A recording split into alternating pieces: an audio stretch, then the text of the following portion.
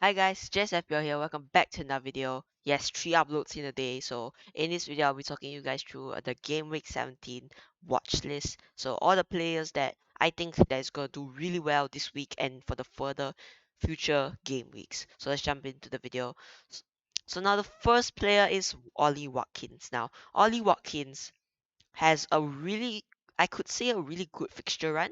As you can see there, Norwich, Burnley, Chelsea, Leeds. Yeah, Chelsea a bit of a tough one, but under new manager Steven Gerrard, I believe that Aston Villa are improving defensively and attackingly. So for me, Ollie Watkins is the first player that you should be watching out for, and you should, in my opinion, you should be trying to get in your team if possible. He's priced at 7.6 million, scoring 4 goals and 1 assist this season, and his XG is 4.1, a bit lower, but his XA is 0.8, so it's a really low XA, but he's a really top class striker. Yes, there are people saying that Danny Ings is back, and Ings could be the one playing the central role, and Ollie Watkins could be playing out wide.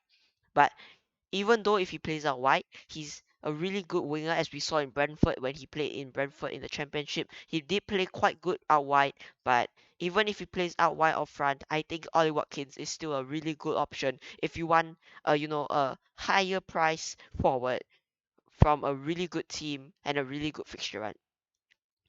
The second player is another Aston Villa player. It's Max Targets. Now, Max Targets priced at 4.7 million, 1 goal, 1 assist, 3 clean sheets this season.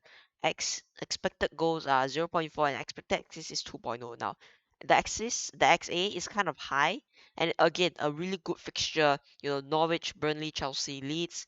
Yes, there was a bit of a question that Ashley Young takes his role, but now Ashley Young is playing in the midfield or a more forward position and targets.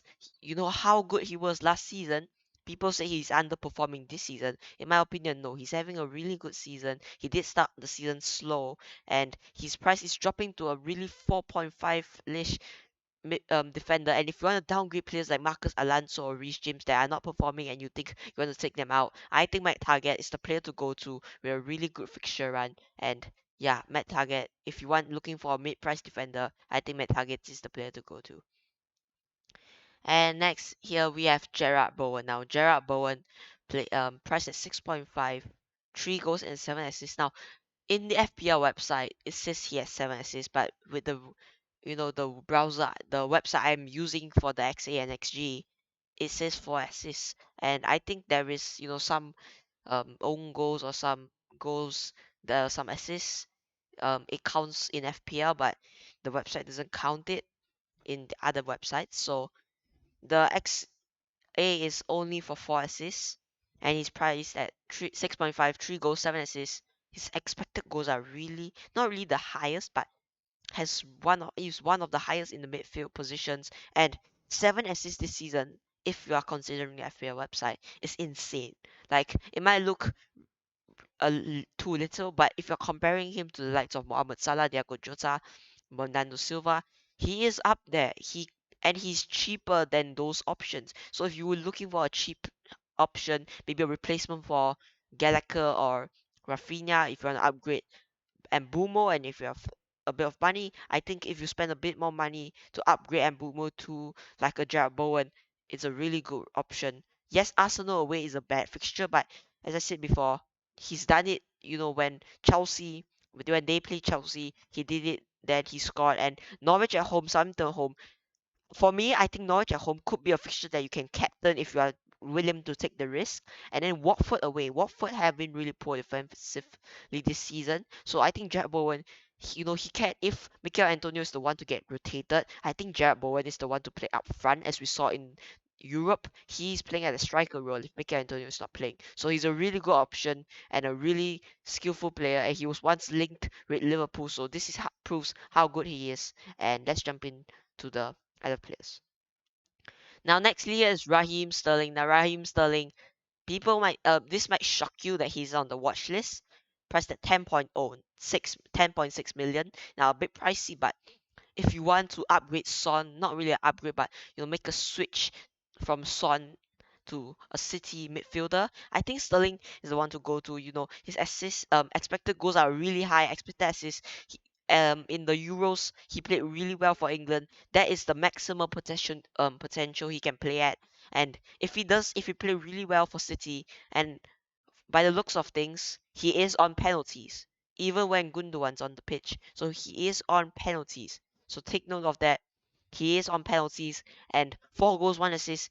City kept 10 clean sheet this season. Not when he was playing, but this season. I thought, you know, leave the clean sheets in there so he can get an extra point if City get a clean sheet. So even if he plays 70 minutes, 2 points, this can guarantee you a clean sheet, which will get 3 points.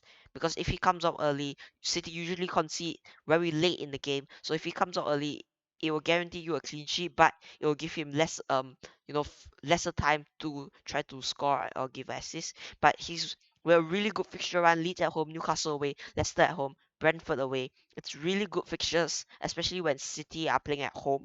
They tend to play really possessive, and they are really one of the best teams. Sterling, a really skillful player that gets into the penalty box, and he could even win a penalty sometimes because he is such a good player on the ball, and he can win penalties. It will count as an assist. And I think Raheem Sterling, if now with the Manchester United news that's saying that the game got postponed, and as I said in the earlier video today, it's not only for this game week, it could be for the next few game weeks if the COVID outbreak doesn't, if they still have COVID. So if you want to take out Ronaldo, maybe bring in like a mid-price striker, and you want to upgrade your 4.5 million midfielder, I think Sterling is the one to go to, play a premium two in midfield.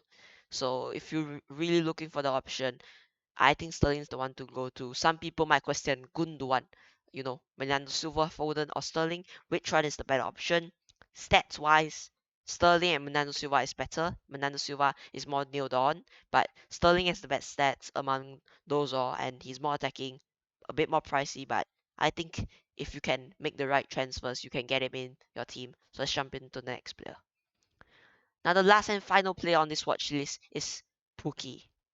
Now, Pukki, people might think this is another surprising one, but as I said, if you want to downgrade Ronaldo and get in Sterling, Son, these kind of players, you could go to Pukki. If you don't have enough to downgrade, to go to Watkins. Pukki is the slightly cheaper option because Dennis. Now, if you want to go for Dennis, the Abolo Dennis from Watford, doubling up Watford could be dangerous. We saw this season Spurs game got called off, United games got called off. It's not only for that team, but it's two teams that are playing that match will get called off. And if Norwich are playing that team, and if they get a COVID outbreak, or the team that are playing them gets COVID and they miss out, Watford, if you have two Watford forwards, King and Denise, it could be very dangerous as two of your players will miss out just because of one COVID case in that club. So I think if you go for Timo Pukki, you at least have a different player from a different team trying to get you the points. And he is on penalties. Just remember that his expected goals are 4.9 and expected assists 0.6. 5 goals this season, 0 assists, press at 5.9. Decent fixtures if you want to buy him this game week. Aston Villa at home isn't that bad. You could start him there. West Ham away, yeah, you could bench him if you have a good bench. If you have like players to play. Arsenal at home, you could start him there. Norwich are playing very well and playing better under Dean Smith.